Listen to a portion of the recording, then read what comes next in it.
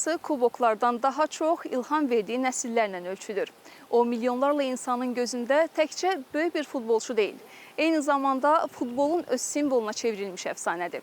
Bugün Sinema Sportda yoxsul bir məhəllədən zirvəyə doğru uzanan yolun maraqlı hekayəsindən bəhs eləyəcəyik. Pele, əfsanənin doğuluşu filmi ilə ekranlarınızdayıq.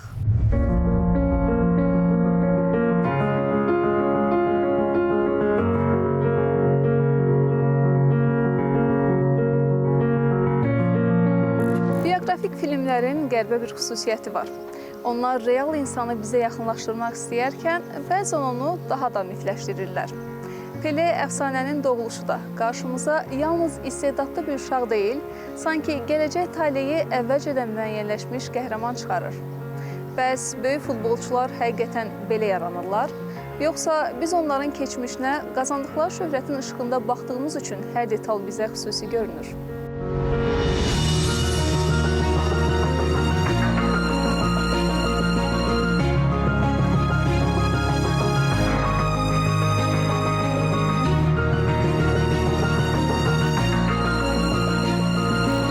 Futbol əfsanəsi Peledən söhbət gedəndə istər-istəməz mən bir xüsusi hisslər keçirəm. O da nə ilə bağlıdır? Çünki mənim ilk seyr etdiyim dünya çempionatı məhz 1970-ci ilə təsadüf etdi Meksikada keçən dünya çempionatına və mənə o necə deyirlər, xoşbəxtlik nəsib oldu ki, onu yaxından canlı izləməyə imkanı qazandım.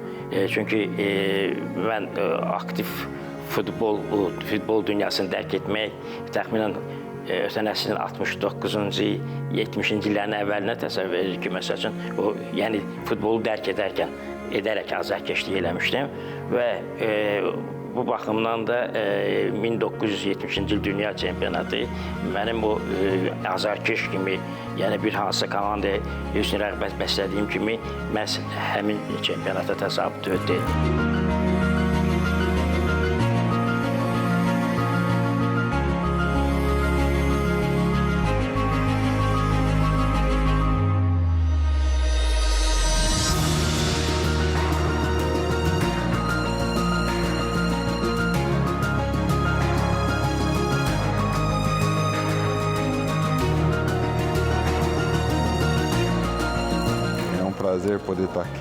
Biz fərqli nəsillərdə çıxış edən futbolçular olmuşuq. Onu canlı izləmək şansım olmayıb. Lakin məndən daha yaşlı nəsillərdən onun hekayələrini dinləmişəm. Təəssüratlar artıq yaşlı nəslin dediklərinə əsasən yaranıb. Nəinki mən, bütün Braziliyalı futbolçular üçün Pele ilham mənbəyi olub. Pele ilə birgə çıxış edən bəzi futbolçuların müsahibələrini dinləmişəm. Onlar həmişə Pele haqqında danışarkən onun çox güclü psixoloji hazırlığa sahib olduğunu deyirdilər. Təbii ki, texniki keyfiyyətlər, fiziki göstəricilərlə yanaşı uğura gedən yolda ilk növbədə mental hazırlıq da önəmlidir. Bunu müasir futbolda Messi və Ronaldo ilə müqayisə etmək olar. Həm texniki göstəriciləri, həm də mentalitetləri bənzərdir.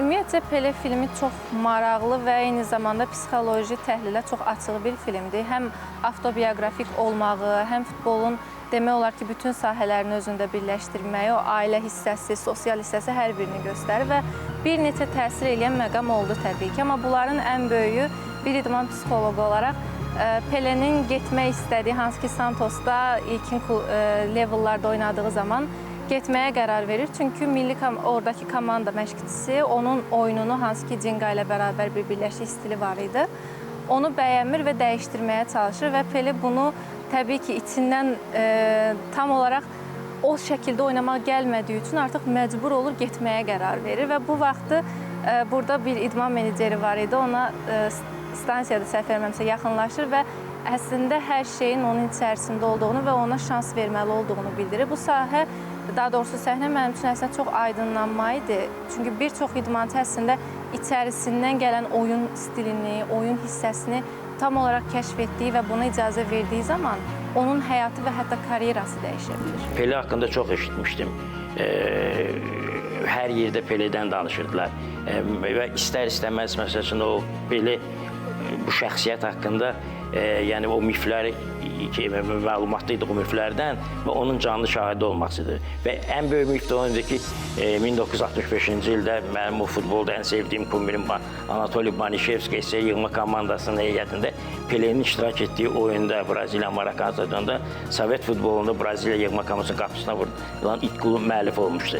Və Banişevski Pele o tandemində, yəni iki bu dahi futbolçunu həmişə öz aləmimdə müqayisə etmişəm və o yenə əvvəlki futbolu artıq bilərək, başa düşərək izlədiyim çempionat isə məsələ 70-ci il çempionatı oldu. Bu filmdə Pele'nin atası ilə məşq elədiyi səhnələrdən ibarət epizod xüsusilə diqqətini çəkdi. Baxın, situasiya belədir. Pele öz dostunun ölümündən təsirlənərək sənətdən, daha doğrusu futbol peşəsindən uzaqlaşmaq qərarı verir. Amma onun atası keçmiş futbolçu olaraq öz bastırılmış arzularını hardasa oğlunun sayəsində kompensə eləməyə çalışır. Amma bunu hansısa bir təzyiq yolu ilə, uşağını məcbur eləməklə yox, səbirlə, təmkinlə məşqlərə cəlb eləyərək onda həmin futbola olan həvəsin ilhamını tumurcuqlandırmağa çalışır.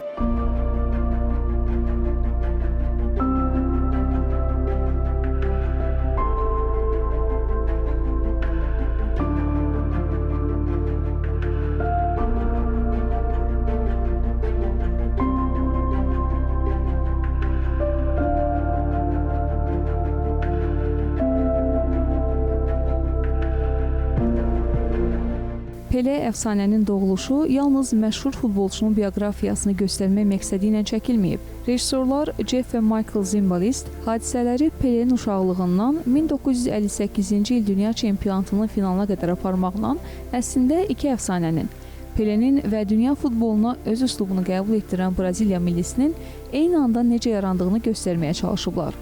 Çəkilişlərə 2013-cü il sentyabrın 30-da Rio de Janeiro'da başlanılıb. Ekran əsərinin 2014-cü ildə Braziliyada keçirilən mundial ərəfəsində nümayiş etdirilməsi nəzərdə tutulsa da, post-production, əlavə çəkilişlər və montaj prosesinin uzanması bu planı pozub. Nəticədə film yalnız 2016-cı ildə tamaşaçılara təqdim olunub. Layihənin icraçı prodüserlərindən biri Pele'nin özü idi. Bu fakt müəlliflərə onun xatirələrinə çıxış imkanı versə də, eyni zamanda ekran əsərinin qəhrəmanına nə qədər tənqidi yanaşa biləcəyi barədə haqlı sual da yaradır.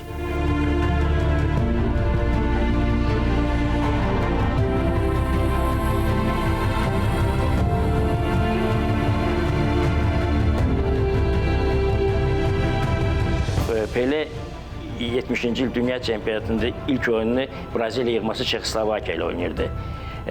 Və mən də səbirsizliklə bu oyunu gözləyirdim. Bu oyun başlayandan bir qədər sonra Çexoslovakiya hesabı açdı.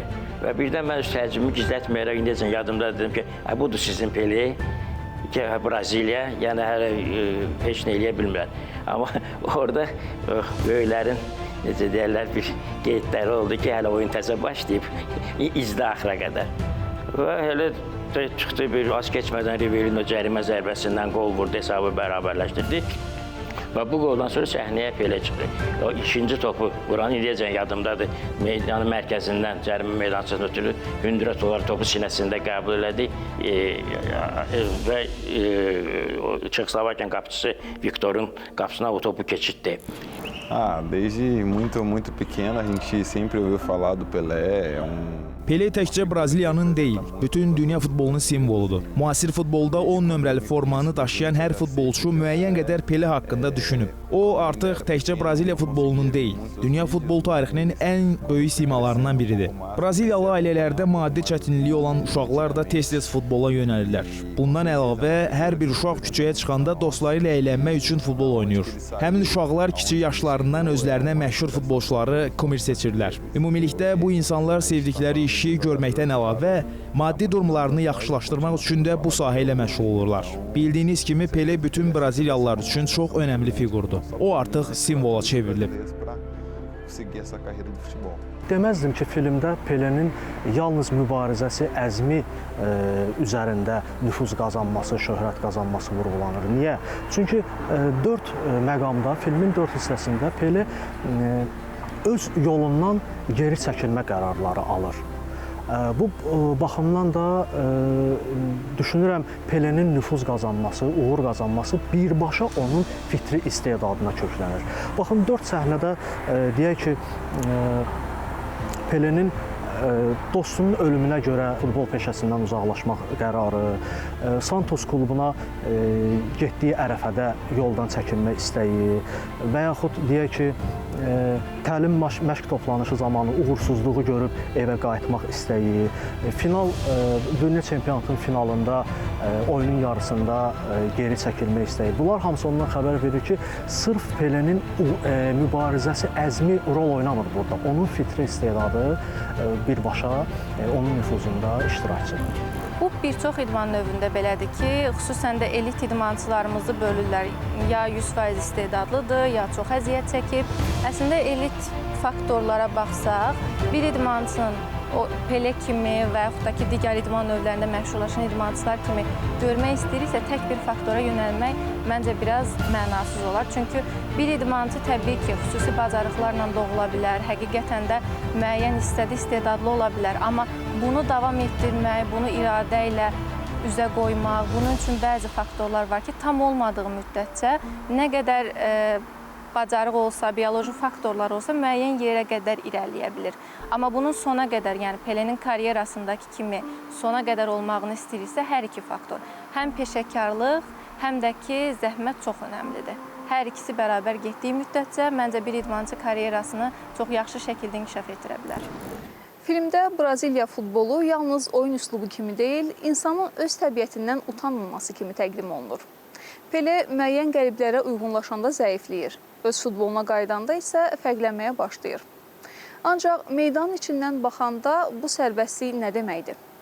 O dövrün futbolçuları Pelenin oyununda tamaşaçıların gördüyü gözəlliyi görürdülər, yoxsa onların diqqətini daha çox texnika, sürət və bir anda doğru qərar vermək bacarığı cəlb edirdi?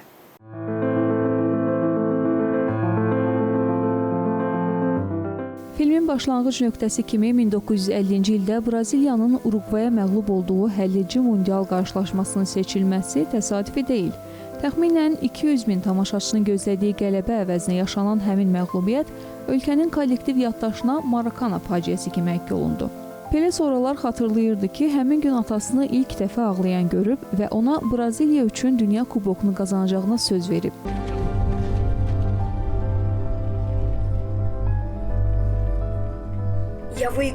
Ata, Braziliya üçün dünya kubokunu qazanacağam. Sənə söz verirəm.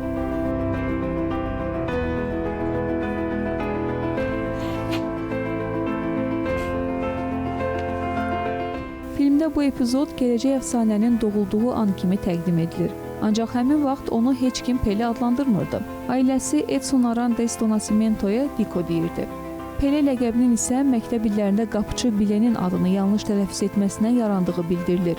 Əvvəlcə onu ələ salmaq üçün işlədilən bu söz sonradan futbol tarixinin ən tanınmış adına çevrildi. Həqiqətən də bəzən insan öz adını seçməsə belə həyatını elə yaşayır ki, həmin ada yeni məna qazandırır.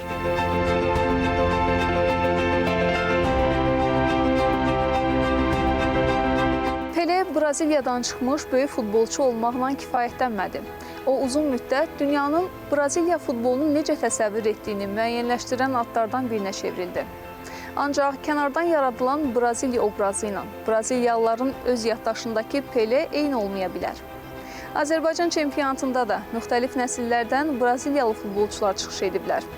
Bəs Braziliyadan uzaqda oynayan bir futbolçu üçün Pele muzeydə qalan tarixi addır, yoxsa hələ də gündəlik futbol mədəniyyətinin canlı hissəsidir?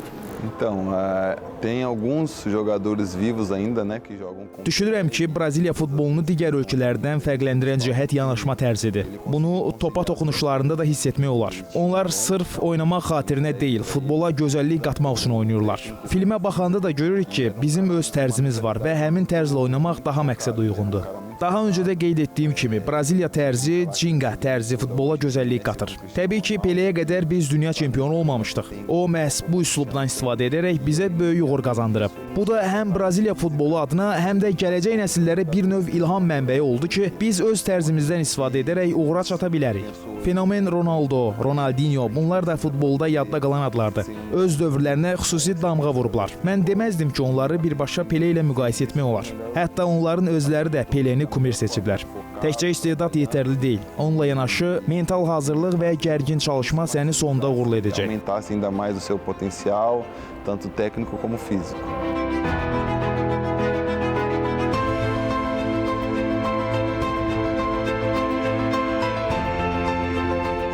Bugün Pelenin oyunlarını bir neçə saniyə ərzində tapmaq mümkündür.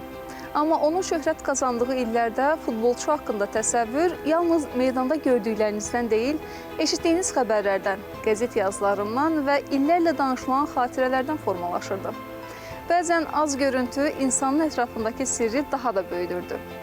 Peleni həmin dövrdə izləyənlər onu bugünkü arxivlərin göstərdiyi kimi xatırlayırlar, yoxsa yaddaş tamam başqa bir Pele yaradıb.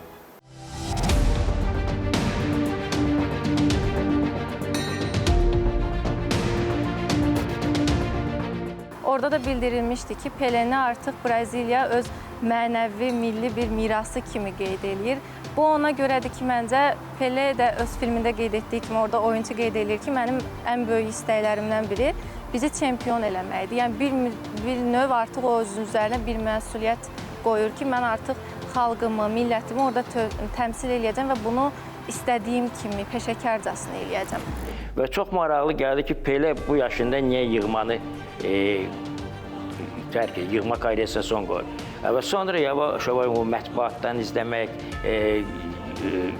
daha böyük informasiyalar toplayaraq gördü ki, zədələr onu çox yormuşdu. Zədə səbəbindən 62-ci dünya çempionatını sona qədər oynaya bilməmişdi. 66-cı ildə ki, o fiyaskoya uğradı Braziliya yığma komandası iki xət dünya çempionu kimi gəldi dünya çempionatına və orada əsl Peleyə qarşı ov var idi müdafiəçilər tərəfindən. Və bəzi epizodlarda da görür, artıq meydanın kənarında axsiya-axsiya gəzir, mübarizəyə qatılmırdı. Və bunları o nəzərə alaraq öz aləmində qərar verdi ki, artıq yığma karyerasına son qoymaq lazımdır və bunu major notlarla başa çatdırmaq üçün mütləq 70-ci dünya çempionatına qələbə qazanmaq idi. Və Pelenin sayəsində o möhtəşəm Braziliya yığması həm dünya çempionu oldu, həm də qeyd etdiyim kimi Qızıl İlahə kubokuna yiyələndi. Tamaşaçıya nəticə qədər, nəticəyə gedən yol maraqlıdır ki, süjetdə hansı dönüşlər baş verir. Bax, burada senaristin ən köməyinə çatan alət, deyərdim ki, peripetiyalar, yəni dönüş nöqtələridir ki, məhz bu filmdə də dönüş nöqtələri kifayət qədər maraqlı işlənib, tamaşaçının diqqətini sona qədər özündə saxlaya bilir. İdman filmlərində zədə çox vaxt qəhrəmanın iradəsini göstərmək üçün istifadə olunur.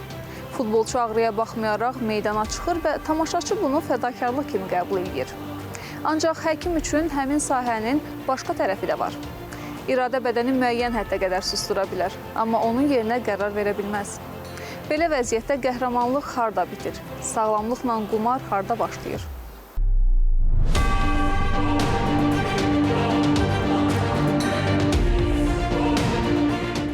Pelenin 1958-ci il dünya çempionatına aparılması bugün qaçılmaz görünə bilər. Ancaq həmin vaxt 17 yaşlı futbolçunun milliyə daxil edilməsi heç də hamı tərəfindən düzgün qərar sayılmırdı. Komandanı qiymətləndirən psixoloq onun məsuliyyət hissinin və mübarizə xarakterinin böyük turnir üçün yetərli olmadığını düşünürdü. Üstəlik Pele mundial ərəfəsində dizindən zədələnmiş, buna görə Braziliyanın ilk iki qarşılaşmasını buraxmışdı. Baş məşqçi Vicente Feola isə tibbi vəziyyəti imkan verəcəyi təqdirdə gənc futbolçuya şans vermək qərarına gəldi.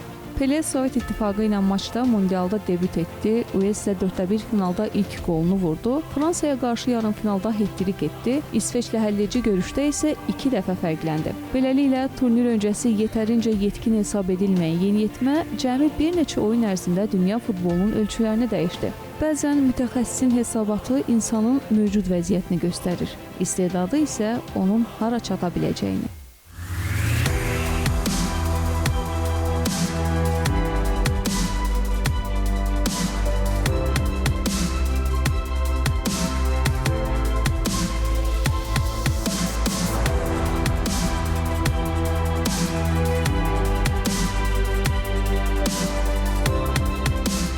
Film Pelenin 1958-ci ildəki yüksəlişini mümkün qədər emosional və ardıcıl qəhrəmanlıq hekayəsinə çevirir.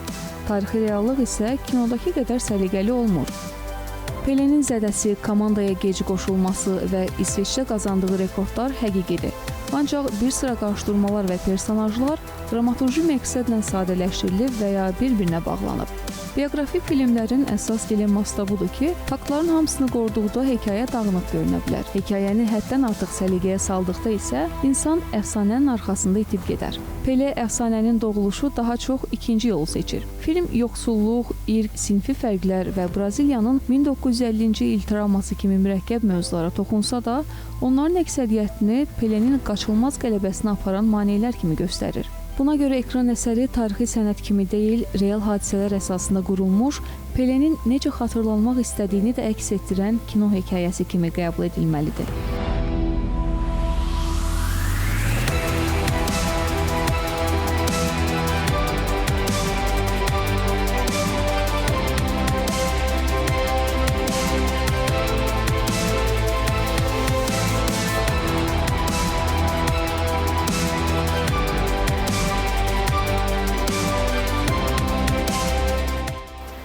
Filmdə Pelenin yoxsulluqdan çıxması onun hekayəsini daha da təsirli eləyir. Amma çətin həyat şəraitini romantikləşdirmək təhlükəlidir. Yoxsulluq hər istedadı gücləndirmir, çoxlarını hələ görünmədən sıradan çıxarır. Pele isə çox erkən yaşda ailəsinin, komandasının və bütöv ölkənin ümidinə çevrilir. Bir yeniyetmə üçün bu qədər gözlənti motivasiyadır, yoxsa daşıması mümkün olmayan psixoloji yük?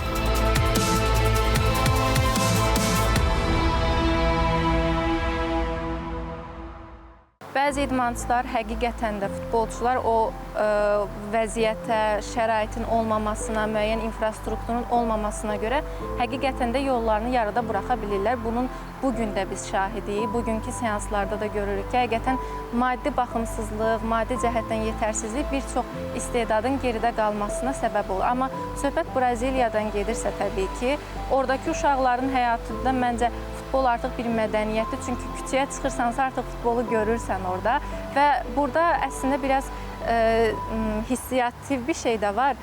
Bu uşaqların, hətta filmdə də vurğulanıb, ayaqyalın oynamağı, bir növ bədənsəl təması o qədər yüksəkdir ki, top artıq onlar üçün bədənin bir üzvüdür. Fikir verirsiniz, bədənə o qədər yapışıq olur ki, top istədiyi fiquru, istədiyi hərəkəti rahatlıqla eləyə bilirlər. Yəni o idmançıların, o tərzdə, o şəraitdə böyüyən, daimi təmas edən idmançıların təbii ki, uğurlu olma şansları digərlərinə nisbətən artıqdır.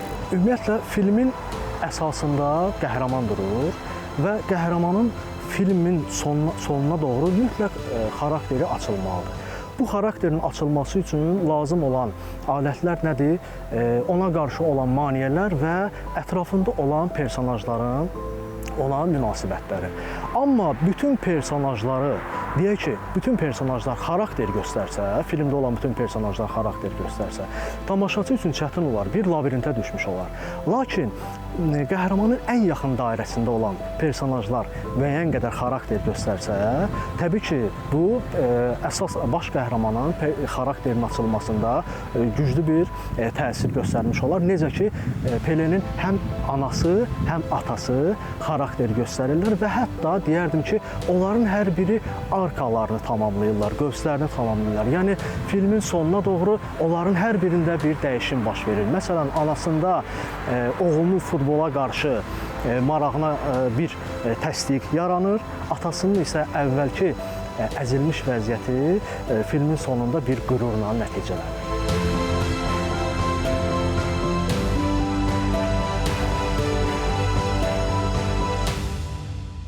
Pele'nin ümumiyyətlə dahiliyi ondaydı ki, Pele eyni zamanda ağıllı futbolçu olduğunca futboldan da sonra ağıllı karyera qurmağı bacardı.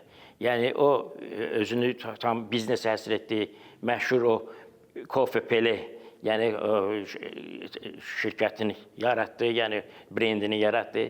Braziliyanın idman naziri də oldu. Yəni həm ictimai siyasi fəaliyyətini göstərdi, həm biznes sahəsində böyük uğurlar əldə etdi. Həm də dünya futbolu, FIFA'da ünlü simal kimi bütün böyük layihələrdə iştirak etdi. Pele Əfsanənin Doğuşu filmində onun həyatı gözəl əks olunub. Bu möhtəşəm bir filmdir və onun uşaqlıqda hansı əziyyətlə gəlir, məsələn, böyük dahi futbolçu olur. Bu epizodları yəni yaradıcı heyət belə yüksək səviyyədə, yüksək professionallıqla o tamaşaçıya çatdırır.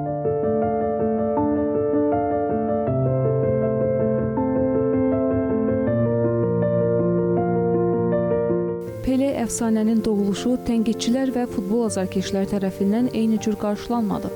Tənqidçilər filmin futbol səhnələrinin ritmini, rəng həllini və Rahmanın musiqisini müsbət qiymətləndirsələr də, ssenarinin ənənəvi idman kinosu düsturundan kənara çıxa bilmədiyini bildirdilər.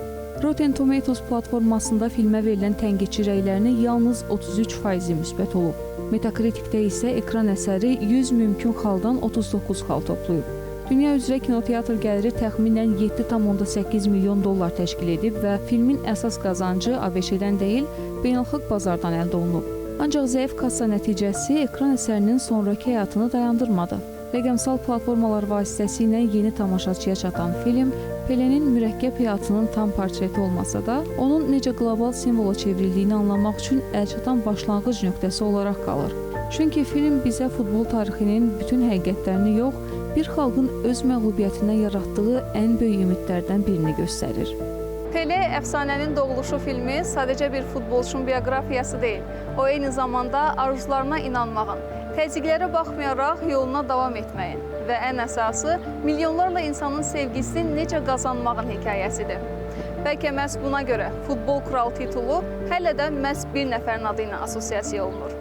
Növbəti filmlərin növbəti hekayələrində görüşənədək.